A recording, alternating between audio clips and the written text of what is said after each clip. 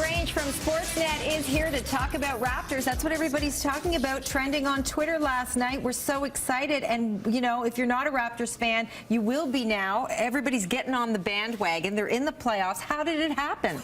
That is the #1 question. I think that what's so exciting about this team is it was so unexpected. This was a team that basically everyone had given up on, everyone had written off, and they just said, we're not going to accept that. And I think they did it with teamwork and a little bit of passion, grit, fight, all those qualities that any sports fan can get behind, and they had a record-setting season, and they earned their way into the playoffs. That's how they got there. That's right. They had a record-setting season, and this is great for Toronto. It gives us something to cheer for.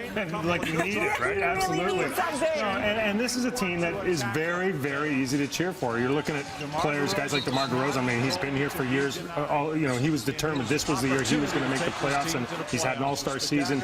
And as a group, if you don't like a team like the Toronto Raptors, you're not a sports fan. That's as simple as that. They're just guys that there's no real superstars. They definitely share the ball. They fight for each other. They never get blown out. They're never out of a game.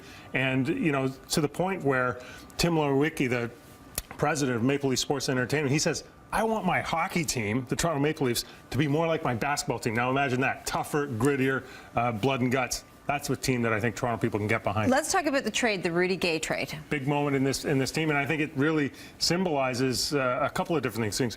One, the surprise.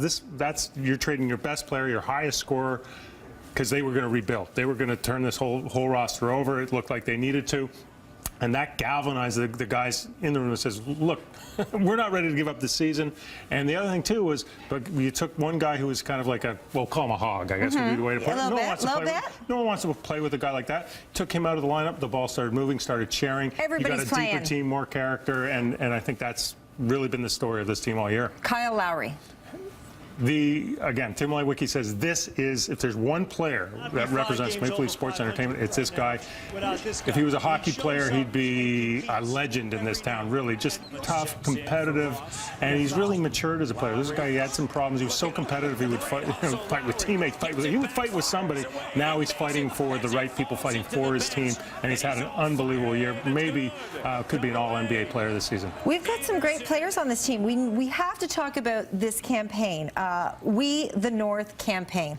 It's funny, every once in a while a commercial will come around, an ad campaign will come around that'll really resonate because there's a lot of truth to it. And I think what they've done with this is they've captured that sense of alienation almost that basketball fans, Canadian basketball fans feel. Because they are overlooked here in Toronto. They are, the second people forget almost that there's a team here. They don't get shown on ESPN. They're never on the national broadcast. And yet, basketball has been amazing this season. We're going to have 2 first-round picks in a row. And now you've got a team that's been the most exciting team story in the NBA. So they're saying, you know what? You can underestimate us all you want. We're coming. Drake is on board as well. Whatever Drake does works, right? It does. It does. No, he's helping the team out. I think he is helping the team. I think you talk to some of the players, and the fact that he's sending them texts or coming to games and encouraging them, and little things like that matter. These are people first, and when they feel a connection and feel something bigger than themselves, it contributes.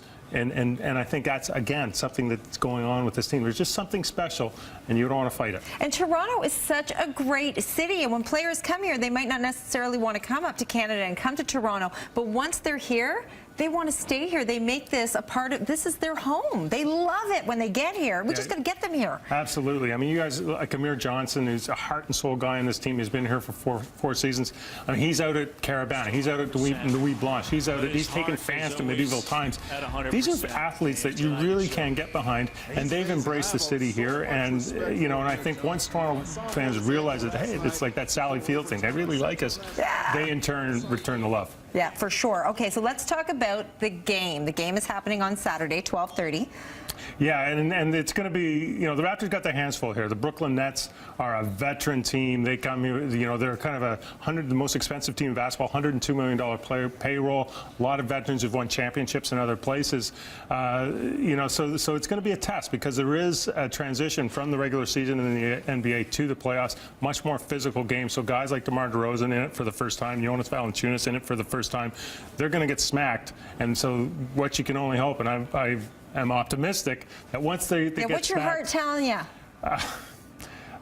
I hate to underestimate this team, Logically, I think the Brooklyn Nets are going to be a tough matchup, and it's probably the last team the Raptors wanted to play. If the Raptors win, I think they'll have to go probably 7 games, and I wouldn't be shocked if they don't get it done and the Nets do it in 6.